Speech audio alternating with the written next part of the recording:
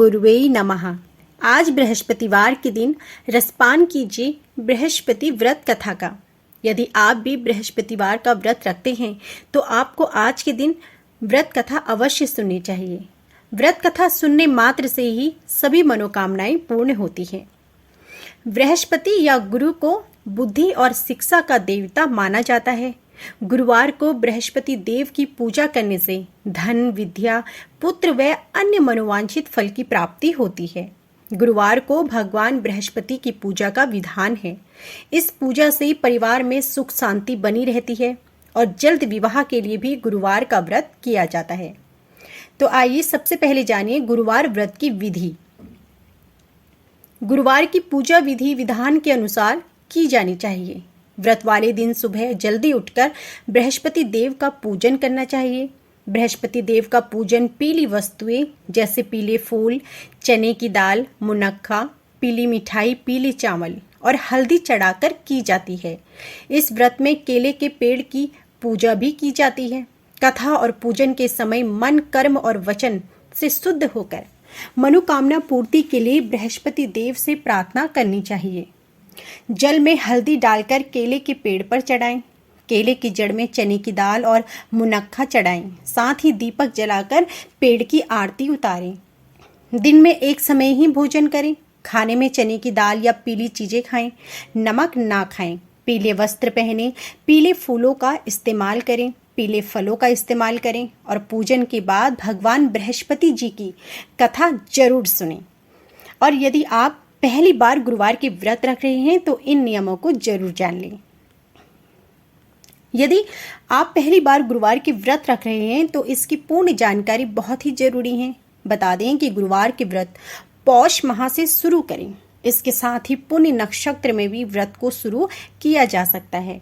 किसी भी माह के शुक्ल पक्ष के पहले गुरुवार से भी व्रत की शुरुआत की जा सकती है। बता दें कि गुरुवार के 16 व्रत रखने चाहिए। शास्त्रों के अनुसार केले के पेड़ में भगवान विष्णु जी का वास होता है, इसलिए गुरुवार के दिन भूलकर भी केले का सेवन ना करें। इस दिन केले के पेड़ को जल अर्पित कर कथा श्रवण करें। इस दिन भूल से भी केले का सेवन नहीं करना चाहिए। इन चीजों का करे दान। धार्मिक मान्यता के अनुसार भगवान विष्णु जी के पीले रंग की चीजें अत्यंत प्रिय हैं, इसलिए गुरुवार के दिन पीली चीजों का दान लाभदायी है। इस दिन पीला कपड़ा, चने की दाल, केला आदि भगवान को अर्पित करने के बाद किसी गरीब को दान कर दें। इससे विष्णु जी की विशेष कृपा बनी रहती है और उनकी कृपा की प्राप्ति होती है। अपनी क्षमता के अनुसार आप दान कीजिए। चावल या खिचड़ी ना खाएं। गुरुवार के दिन पीला भोजन ही ग्रहण करें। ऐसा करने से भगवान विष्णु प्रसन्न होते हैं और भक्तों पर विशेष कृपा बरसाते हैं। इस दिन काली दाल की खिचड़ी या चावलों का सेवन वर्जित होता है। साथ ही इस दिन चावल खाने से धन हानि भी होती है। पूजा में भगवान विष्णु जी को चावल भूलकर भी अर्पित ना करें। बाल व नाखून काटने से परहेज करें। गुरुवार के दिन बाल और नाखून भूलकर भी ना काटें। ऐसा करने से कुंडली में गुरु कमजोर होता है। ऐसा करने से धन की हानि भी होती है। घर में इस दिन कोई भी व्यक्ति ना तो कपड़े धोएं और ना बाल काटें और नाखून काटने से भी परहेज करें। तो आइए रसपान कीजिए गुरुवार व्रत कथा का। प्राचीन काल की बात है। किसी राज्य में एक बड़ा प्रतापी और दानी राजा राज्य करता था।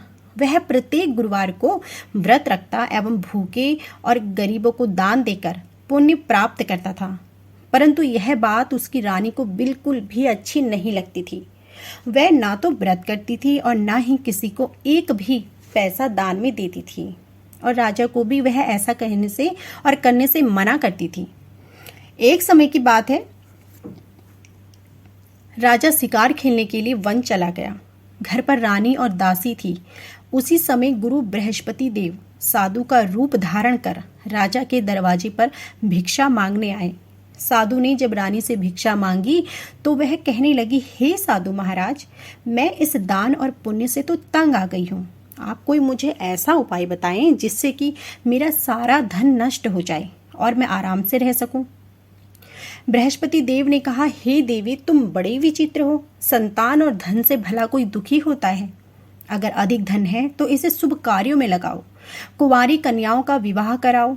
विद्यालय और बाग बगीचों का निर्माण कराओ। जिससे तुम्हारे दोनों लोक सुधरेंगे। परंतु साधु की इन बातों से रानी को खुशी नहीं हुई। उसने कहा कि मुझे ऐसे धन की आवश्यकता ही नहीं है जिसे मैं दान दूं और जिसे संभालने में मेरा सारा समय नष्ट हो जाए। तब साधु ने कहा, यदि तुम्हारी ऐसी इच्छा है तो मैं जैसा तुम्हें बताता हूं तुम वैसा ही करना। गुरुवार के दिन तुम घर को गोबर से लीपना, अपने केशों को पीली मिट्टी से लीपना, धोना, केशों को धोते समय स्नान करना, राजा से हजामत बनाने को कहना, भोजन में मांस मदिरा खाना, कपड़ा धोबी के यहाँ धुलने देना। इस प्रकार 7 बृहस्पतिवार ऐसा करने से तुम्हारा समस्त धन नष्ट हो जाएगा। और इतना कहकर साधु रूपी बृहस्पति देव वहां से अंतर्ध्यान हो गए। साधु के अनुसार कही बातों को पूरा करते हुए रानी को केवल 3 बृहस्पतिवार ही बीते थे कि उसकी समस्त धन संपत्ति नष्ट हो गई। भोजन के लिए राजा का परिवार तरसने लगा। तब एक दिन राजा ने अपनी रानी से कहा कि हे रानी, तुम यहीं रहो, मैं दूसरे देश को जाता हूँ, क्योंकि यहाँ पर सभी लोग मुझे जानते हैं, इसलिए मैं कोई छोटा कार्य नहीं कर सकता। और ऐसा कहकर राजा दूसरे देश को चल दिया। वहां जाते वक्त वह एक जंगल से लकड़ी काट कर लाता था और शहर में बेचता। इस तरह वह अपना जीवन व्यतीत करने लगा। इधर राजा के परदेश जाते ही रानी और दासी दोनों दुखी रहने लगे। एक बार जब रानी और दासी को 7 दिन तक बिना भोजन के रहना पड़ा तो रानी ने अपनी दासी से कहा, हे दासी, पासी के नगर में मेरी बहन रहती है, वह बड़ी धनवान है, तो उसके पास जा और कुछ ले आ, ताकि थोड़ी बहुत हम लोग गुजर बसर कर सकें। दासी रानी की बहन के पास गई और उस दिन गुरुवार था और रानी की बहन उस समय बृहस्पतिवार की व्रत कथा सुन रही थी। दासी ने रानी की बहन को रानी का संदेश दिया और सारी बातें बताई, लेकिन रानी की बड़ी बहन ने कोई उत्तर नहीं दिया। जब दासी को रानी की बहन से कोई उत्तर नहीं मिला तो वह बहुत दुखी हुई और उसे क्रोध भी आया। दासी ने वापस आकर रानी को सारी बातें बता दी। रानी ने सुनकर अपने भाग्य को कोसा। उधर रानी की बहन ने सोचा कि मेरी बहन की दासी आई थी, परंतु मैं उससे कुछ नहीं बोल सकी, इससे वह बहुत दुखी हुई होगी।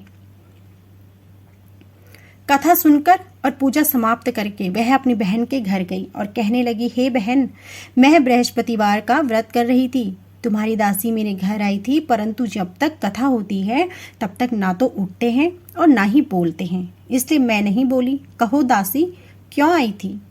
रानी बोली, बहन, तुमसे क्या छुपाऊं, हमारे घर में खाने तक को अनाज नहीं है। ऐसा कहते कहते रानी की आंखें भर आई।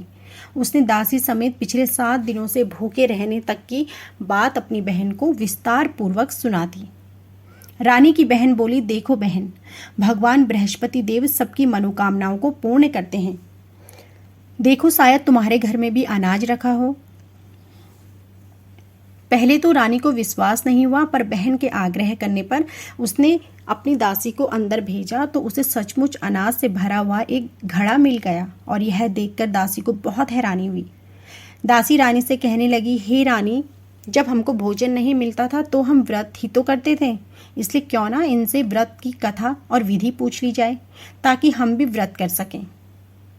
तब रानी ने अपनी बहन से बृहस्पतिवार व्रत के बारे में पूछा। उसकी बहन ने बताया, बृहस्पतिवार के व्रत में चने की दाल और मुनक्खा से विष्णु भगवान को केले की जड़ में पूजन करें तथा दीपक जलाएं, व्रत कथा सुने और पीला भोजन ही करें, इससे बृहस्पति देव प्रसन्न होते हैं। व्रत और पूजन विधि बताकर रानी की बहन अपने घर को लौट गई। 7 दिन के बाद जब गुरुवार आया तो रानी और दासी ने व्रत रखा। घुड़साल में जाकर चना और गुड़े लेकर आई। फिर उसने केले की जड़ तथा विष्णु भगवान जी का पूजन किया।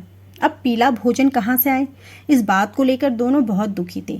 चूंकि उन्होंने व्रत रखा था इसलिए बृहस्पति देव उनसे बहुत प्रसन्न थे, इसलिए वे एक साधारण व्यक्ति का रूप धारण कर 2 थालों में सुंदर पीला भोजन दासी को दे गए। भोजन पाकर दासी प्रसन्न हुई और फिर रानी के साथ मिलकर भोजन ग्रहण किया। उसके बाद वे सभी गुरुवार को व्रत और पूजन करने लगी। बृहस्पति देव भगवान की कृपा से उनके पास फिर से धन संपत्ति आ गई। परंतु रानी फिर से पहले की तरह आलस्य करने लगी।